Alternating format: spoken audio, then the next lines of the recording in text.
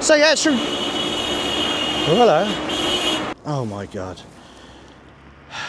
You're a idiot. This is the Gforce RS, and this is a futuristic looking e-bike if ever I've seen one. It's got a big motor, amazing looks, and magic suspension. Hello, welcome to the e-VRC, and we are on the very lovely looking, futuristic looking Gforce RS e-bike, which is a nice, powerful e-bike that on the website says 250 watts, but further down, if you dig a bit, 1,300. I think that must be like a peak though, obviously. The motor is most likely one capable of handling 750 watts sustained. It's a very chunky looking e-bike. And I think the headline is probably, whoa, hello, the magic suspension.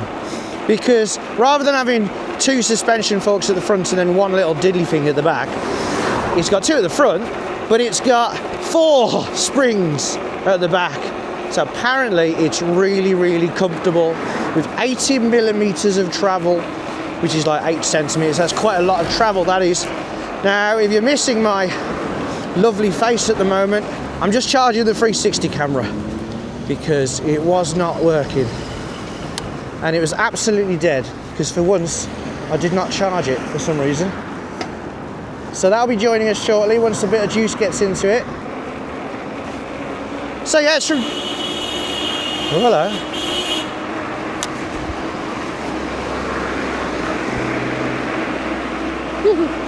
So it wants to go past really quick. MS51 SJS. And then they want to go really slow over here. I don't know why they pap like so much if they want to go slow anyway. Weird. So anyway, safe to say that this is not like a fully legal e-bike, is it? Which is why, once again, we're in Birmingham, Alabama. So it has got a twist throttle on the right. It's got some very nice flared hand grips. So they're the cheaper kind, but I'm glad that they're flared anyway. Right, first little test of the suspension. Because of course it's got 20-inch fat tyres as well, 4 inches wide. And to be fair, over all these cracks on the road, I'm not really feeling a thing. I mean, I know I'm going over them, but wow, it is nice. That front suspension is lockable, as you'd expect, and doesn't seem to like clang and bottom out, which is good. And it doesn't make a horrible clicking sound when you come back to the top. I think that's the front suspension here. Lock it off. Hang on. Oh, it's already locked. That's why. There we go.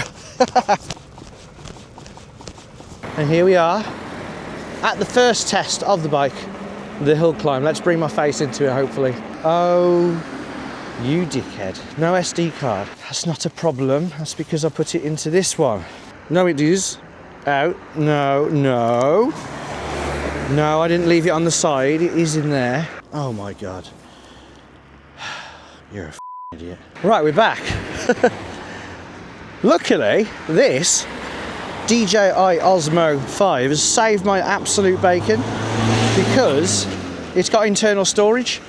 So I've been able to take the card out of this and then put it into that. Because I must have put it into my old Insta360, and then when I realised this actually wasn't broken, it just needed charging, I've taken it out and just put it down because I'm an idiot. So here we are on Sandy Lane, where this 1,300 watt bike with magic suspension and 85 Newton meters of torque is about to go. So full pedal assist, 3, 2, 1, go.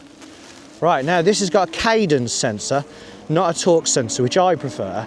On the website as well, it says the cadence sensor, well, it didn't say cadence, it says something like the pedaling sensor or something, is so smooth it eliminates the need for a torque sensor and keeps it simple with a cadence sensor. So basically what it means is the cadence sensor delivers power as soon as pedaling is detected, and it doesn't matter how hard you pedal, you can pedal as soft as you want and you'll get the maximum power. Now we are struggling up this hill. In fact, I don't think it's going to make it up the hill. 85 Newton meters of torque is going to fail. If it gets to 3 miles an hour, I will stop. Otherwise, I'm going to let it carry on. But suffice to say, this is a bit disappointing.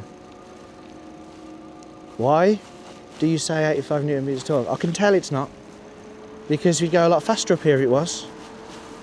It's going to make it though. We kept the faith. I'm sure the bike doesn't like it. And we'll get to the top eventually, and we'll do a throttle only speed test to see how fast we can go. I've already checked the GPS and that is fine. And across the line.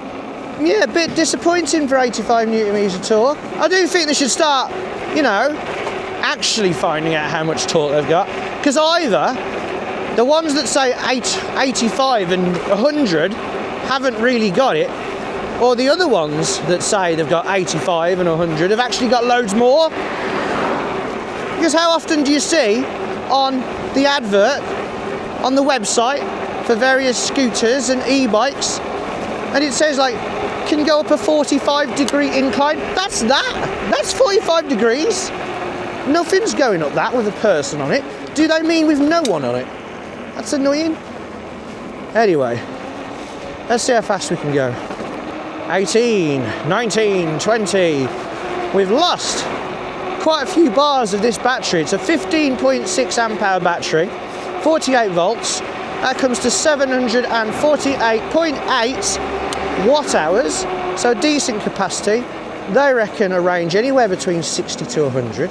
Now on the website, they've done throttle only range tests with a 180 pound rider, well, capacity they said, and they're reckoning pedal assist 1 they do get about 60 miles, and pedal assist 5, which I'm in, halves that to 30 miles, which means I would expect, the way I ride, because I'm not really helping much and I'm only in pedal assist 5 and I'm more than 180 pounds, I would expect a lot less than that, so less than 30.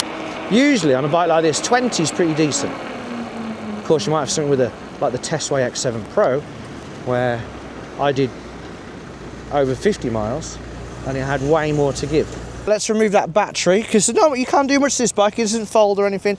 Handlebars don't fold, the pedals don't fold. So let's shove that in there, turn that, pop that off, and here is that 15.6 amp hour, 748.8 watt hour battery.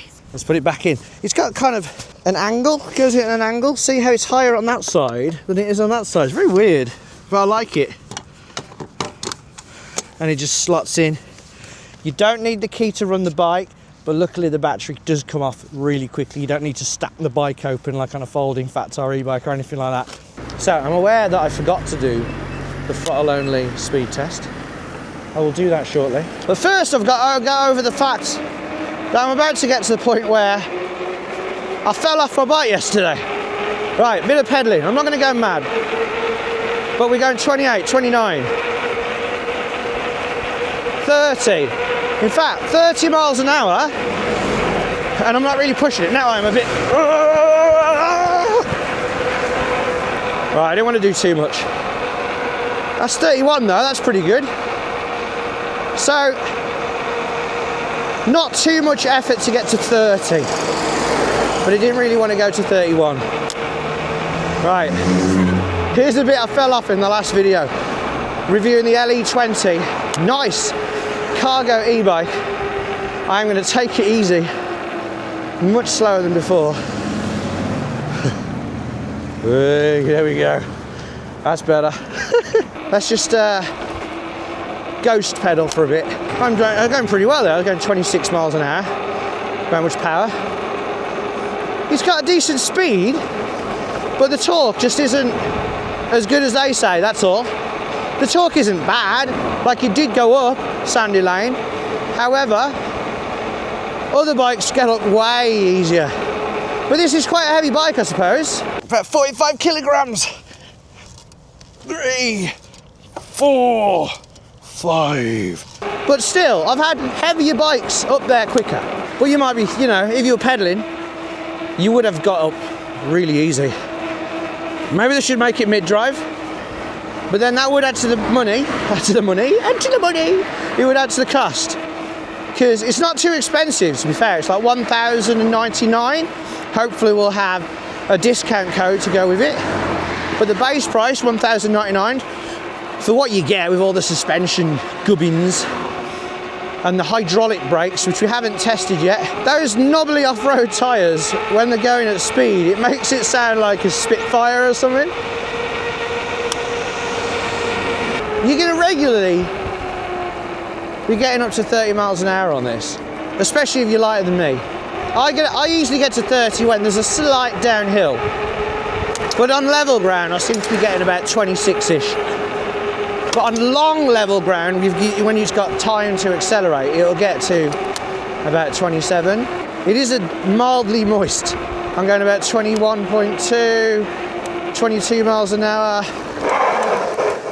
Oh, there we go. Right, I can't go too far because I'm attached to my camera. So that was the sign. It's probably about 2 and a bit meters. It seemed pretty good.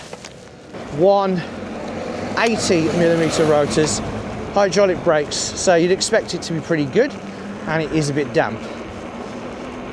So who fits on this bike then? Let's have a look. You can go quite low. I do find it a bit cramped when I'm pedaling it, so this is probably okay for someone like 5'4". Now it doesn't actually go that high, and when I was on it, look how scratched up that is. I had it pretty much at the max, so that's as high as it goes. So if you are taller than say 6'2" or something, because even me, 5'9", I get quite high on the highest part. So you might want to get a different seat post. The saddle's nice and comfortable, but it's mainly made of plastic, and because it is quite a heavy bike, when you lift up the bike with the saddle, it feels like it's going to snap off. So be a bit wary of that. Obviously, if you're tall and you're going to get a new seat post, you probably get a new saddle as well. But it's an alright saddle, apart from the fact that I feel like I'm going to break it. And it does actually have a bit of a lifting groove for my hand, which is nice, but also ironic. Around the other side, the stand, I've seen better stands. It's very flimsy looking. Just moving it around, it feels like it could snap off. I mean, it works, but I don't really trust it. So there's a few other nice features of the bike.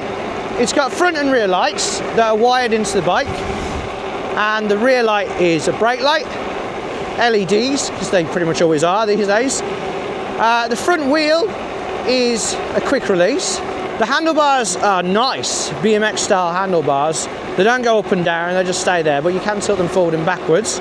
And it's got that nice rear rack, which is like built into the bike. That's nice. You have the option to put a rear basket on it that they sell as an extra, and you can get a front basket put on it as well. But I kind of like the way it looks without that kind of thing. I think I'd like a rear pad with a backrest and some foot pegs. That would be my idea, but that's always because I want to take my son places, because he loves that kind of thing. It comes with those nice black plastic mudguards, because I prefer those over the metal ones. You know, they're pretty solid, they look good, and they don't clang about like metal ones do. The screen's a bit basic. I don't mind it. It's nice and bold, and it's very easy to see in the sunlight. It's got big words. You can see your trip, your voltage, current. Oh, it's got a horn. That's quite nice. It's a very nice package for the price, especially. If you could get this for $1,000-ish, that's a good deal, that. As always, if you're not going to make it to the end of this video, there are links down below. And if you're enjoying this video, do hit us a like, because that always helps. And leave a comment down below, tell us you're here, say hello to us, because I do try to reply to most of the comments I get. I miss some every now and again, but I reply to most of them. So yeah, say hello. Welcome to this world of e-bikes. Are you new to e-bikes?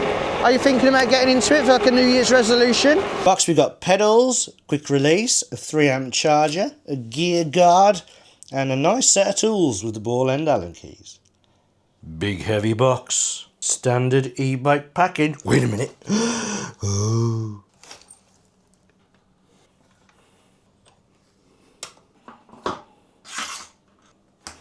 I'm going to keep testing this. I'm going to go and film all the B-roll footage and stuff, and the drone footage and stuff like that. And I'll report back on the range that I get I've done 10 miles. I'm about half battery. It looks like I've dropped just below half, but that's because I'm under acceleration. So we'll see how it goes. Hello, I'm back. I meant to do this outside, but I kept forgetting. But after about 16 miles, we are down to just under half bars. There's 10 bars in total. Under acceleration, it seems to go down to about 2 bars. I'd say performance is about 80% of what it was when it was fully charged, so it's still pretty decent. But I reckon I would have had 20-ish good miles, which, considering they expect 30 miles from throttle only, 180 pound capacity, I think 20 miles is pretty decent. Also, I forgot to mention earlier, the way the throttle works is, no matter what pedal assist mode you're in, the throttle always gives maximum, which is what I like, to be fair. So if you're on pedal assist 1, it'll give you only like a few miles an hour of speed, but if you pull the throttle, you'll go full speed, which is what I want to see. I like that. I think it's a very nice bike, and I think Gforce have made a very cool looking bike and decently performing, apart from not having as much torque as I thought it might have been. But it looks ace, doesn't it? And it doesn't look like it's only 1,000. It looks a lot more than that, considering the prices of some e-bikes you get. So yeah, there's a link down below, hopefully with a discount code. Check that out. If you use that link, it will help us a lot. Like, because if you use our link, it'll just take you to their website still, but it'll give us a bit of commission, so I appreciate that. And I hope you appreciate that I'm always honest on my reviews. There's been some negative reviews, very negative. There's something wrong, I'll always tell you. And I'm going to keep testing, and there's more. I'll say it in a voiceover or in the standing up section of the video. But yeah, thank you. If you enjoyed it, give us a like. If you didn't, give us a dislike, but let us know in the comments how I can get better. And until next time, ride safe.